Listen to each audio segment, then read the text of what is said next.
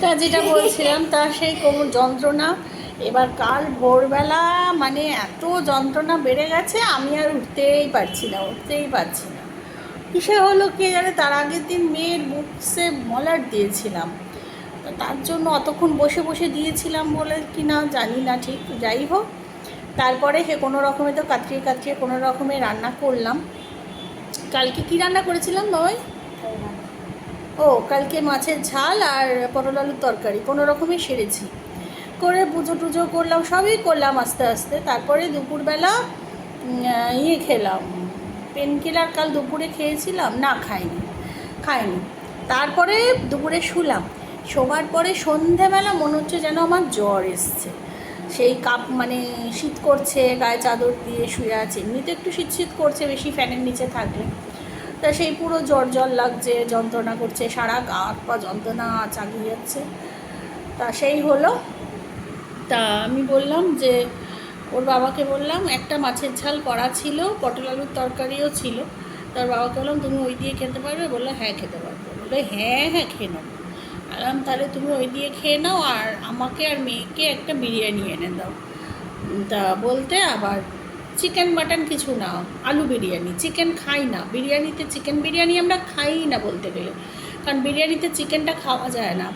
Chicken করি ঠিকই, বাড়িতে করলে হয়তো করি বা কিনে আনি মাঝে মধ্যে হয়, কিন্তু ভাল লাগে না। তা সেই জন্য মাটন খেলে খাই, না হলে আলু বিরিয়ানি খুব ভালো খায় আমার মেয়ে। তা সেই বিরিয়ানি এনে দিতে বললাম, বিরিয়ানি খেয়েছিলাম। তা এই হচ্ছে গল্প।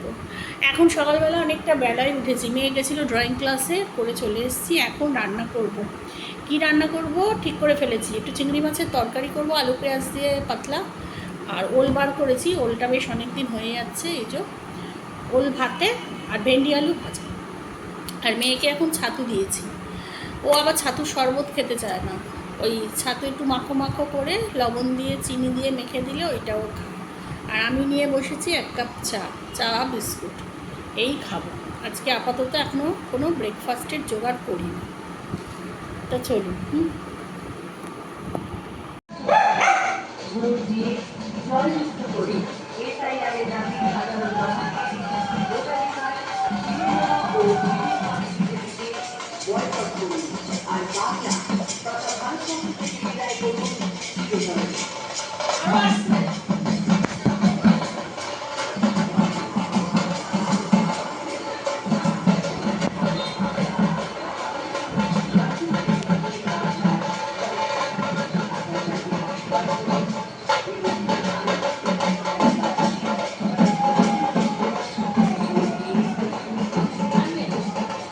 দেখুন আমি আজকে কী কী রান্না করব।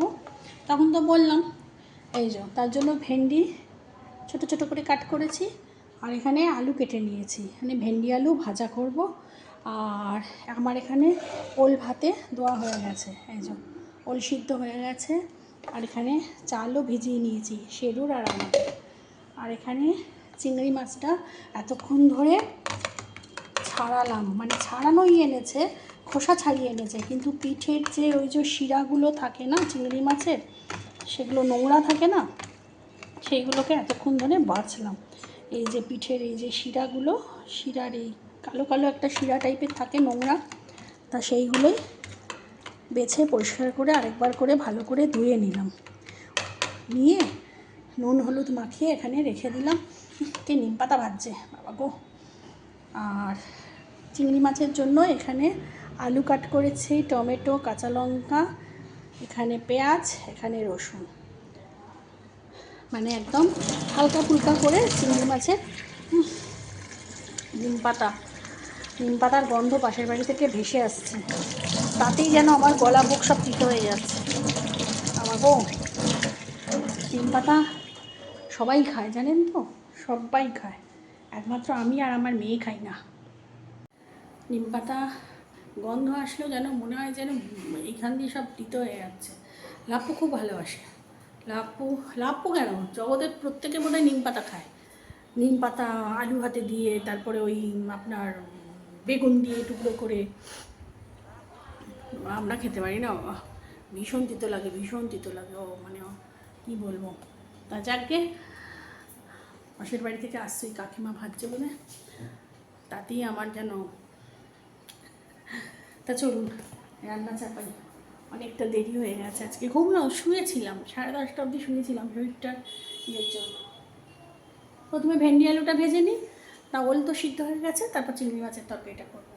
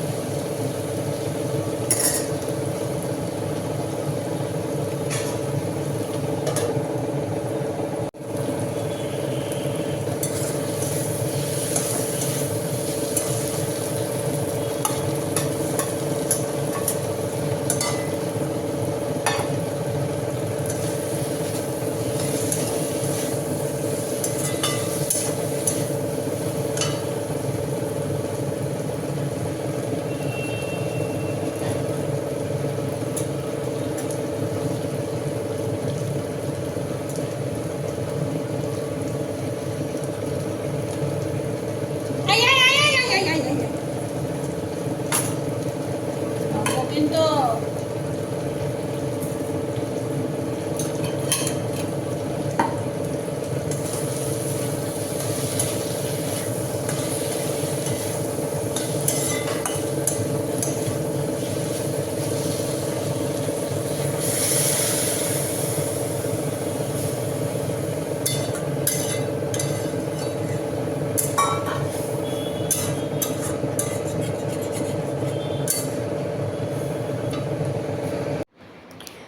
আর এই দেখুন আজকে তো রান্না টান্না করে, আজকে তো নীলষষ্ঠীর আগের দিন, মানে সংযম করব, তা সেই জন্য আমি নিরামিষ খাবো।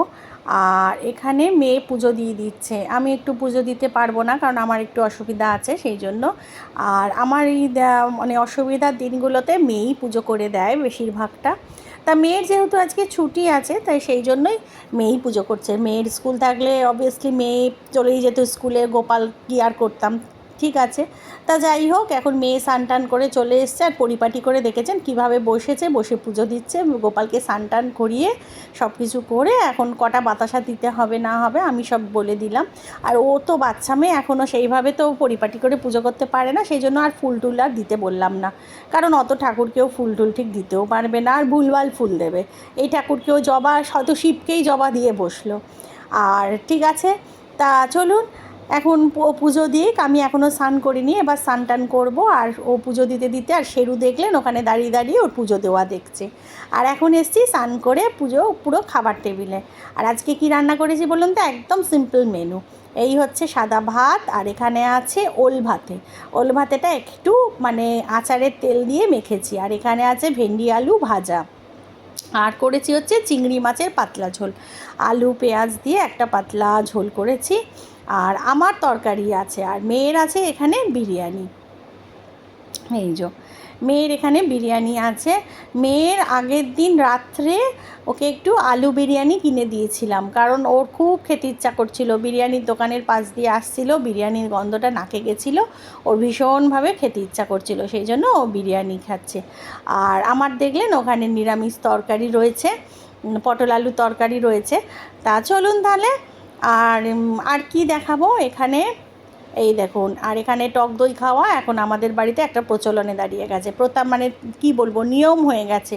আমি যদিও টক দই খাই না, মেয়ে খুব কমই খায়, লাপুই বেশি খায়, আর তার জন্য কত বড় একটা টক দইয়ের প্যাকেট। আর সন্ধেবেলা এখানে চলেছি, শুভ সন্ধে বন্ধুরা। চাটা সব কিছুই খাচ্ছি না, এখন গরম পড়ে গেছে, এত গরম পড়েছে ঘর থেকে বেরোতেও ইচ্ছা করছে না। আর শেরু দেখুন, বাড়ি মানে ঘরের মধ্যে একটা মাছি ঢুকেছে, আর সেই মাছিটা শেরু ভয়ে, মানে মাছি ওই উড়লে কিরম ভনভন করে আওয়াজ হয় না, সেই আওয়াজে শব্দে শেরু ভয়ে যে কী অবস্থা, একবার ল্যাজ সোজা হয়ে যাচ্ছে, কান পিছনে চলে যাচ্ছে, মেয়ের কোলে উঠে পড়ছে। ওই দেখুন কী করছে দেখতে পাচ্ছেন, ওই দেখুন মাছিটাকে খুঁজে বেড়াচ্ছে সারা ঘর, মাছি কিন্তু বাইরে বেরিয়ে গেছে। তা চলুন আজকের মতো এটুকুই, গুড নাইট অ্যান্ড টাটা।